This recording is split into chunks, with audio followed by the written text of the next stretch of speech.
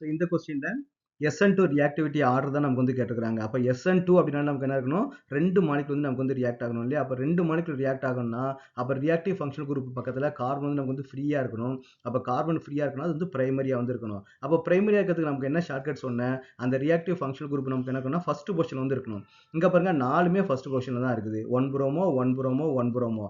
எல்லாத்துலயுமே புரோமோ வந்து ஃபர்ஸ்ட் பொசிஷன்ல தான் இருக்குது. அப்ப நம்ம ஈஸியா அண்டர்ஸ்டாண்ட் பண்ணிக்கலாம். இதுல இருக்கக்கூடிய எல்லா காம்பவுண்டுமே நமக்கு வந்து பிரைமரி காம்பவுண்ட் தான் அர்த்தம். அப்ப பிரைமரி காம்பவுண்ட் தானே சார் SN2 ரியாக்ஷன் வந்து மோர் ஃபேவரபிளா இருக்கும். அப்ப இங்க எல்லாமே பிரைமரி காம்பவுண்டா இருக்கு சார். அப்ப எப்படி சார் ஆர்டர் கண்டுபிடிக்குது அப்படின்னு பாத்தீங்கன்னா, அப்ப பிரைமரி வந்து ஃப்ரீயா இருந்தது அப்படின்னா, அப்படியே நீங்க வந்து 2வது கார்பனுக்கு வந்து போங்க. ஃபர்ஸ்ட் கார்பன் பிரைமரி கார்பனா வந்து இருக்குது.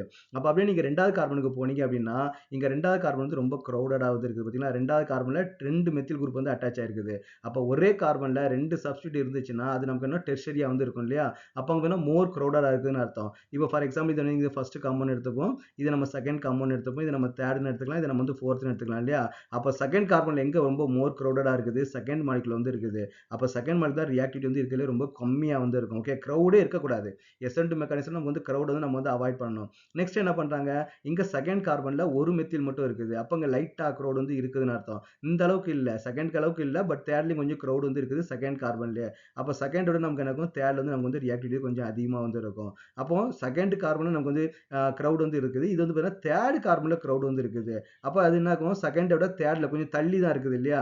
அப்ப அது கொஞ்சம் ரியாக்டிவிட்டி வந்து கொஞ்சம் ஃபாஸ்ட்டா வந்து இருக்கும். அப்போ ஃபோர்த் காம்பவுண்ட் வந்து வரும். இங்க நமக்கு வந்து கிரவுடே இல்ல. கார்பன் வந்து ஒரு புரோமின் இருக்குது. மத்த எல்லாமே வெறும் ஹைட்ரஜன் மட்டும் தான் இருக்குது. அப்ப ஈஸியா இன்னொரு மாலிக்யூல் வந்து அட்டாக் பண்ண முடியும். அப்ப எதுல கிரவுடே இல்ல. ஃபர்ஸ்ட் காம்பவுண்ட் வந்து கிரவுடே இல்ல.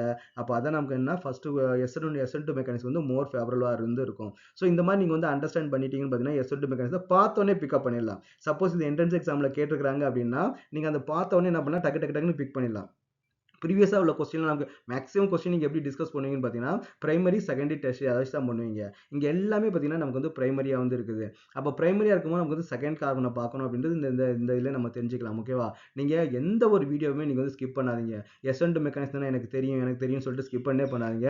ஸ்பெசிஃபிக்கா நீங்க என்னோட வீடியோவ பார்த்தீங்கன்னா, ஒவ்வொரு வீடியோலயும் ஏதாவது ஒரு நியூ பாயிண்ட் வந்து நான் சொல்லிட்டே தான் இருப்பேன். கண்டிப்பா நான் என்ன சொல்றீங்க, ஒரு நோட் வந்து எடுத்து வச்சுக்கங்க. அந்த நோட்ல வந்து என்னென்ன நியூ வந்து நீங்க கத்துக்கிட்டீங்களோ, அது எல்லாத்தையுமே நீங்க வந்து மார்க் பண்ணுங்க. ஓகே. உங்களுக்கு ஒரு கான்செப்ட் வந்து தெரியும். அத தாண்டி நீங்க வந்து புதுசா ஏதாவது ஒண்ணு சொல்றாங்க அப்படின்னா, உடனே நீங்க வந்து நோட் பண்ணிக்கங்க. அத ரீகால் பண்ணுங்க. ஒரு 2, 3 டைம்ஸ் நீங்க ரீகால் பண்ணும்போது உங்க மைண்ட்ல வந்து நல்லா ஸ்டோர் பண்ணிரும். இந்த மாரி சின்ன டிப்ஸ் தான் வந்து பார்த்தீங்கன்னா, உங்களுக்கு என்ட்ரன்ஸ் எக்ஸாம்ல டைம சேவ் பண்ணணும். கரெக்ட்டான ஆன்சர் வந்து பிக் பண்றதுக்கு வந்து ஹெல்ப்ஃபுல்லா வந்து இருக்கும். சில டைம்ல வந்து இதுவா, அதுவான்னு வந்து ஒரு கன்ஃப்யூஷன் வரும். அப்ப அந்த மாரி திங்ஸ்லாம் வந்து பார்த்தீங்கன்னா, இந்த சின்ன டிப்ஸா வந்து மோர் யூஸ்ஃபுல்லா வந்து இருக்கும். ஃபர்ஸ்ட் நல்லா நோட்ஸ் எடுக்க வந்து நீங்க கத்துக்கங்க.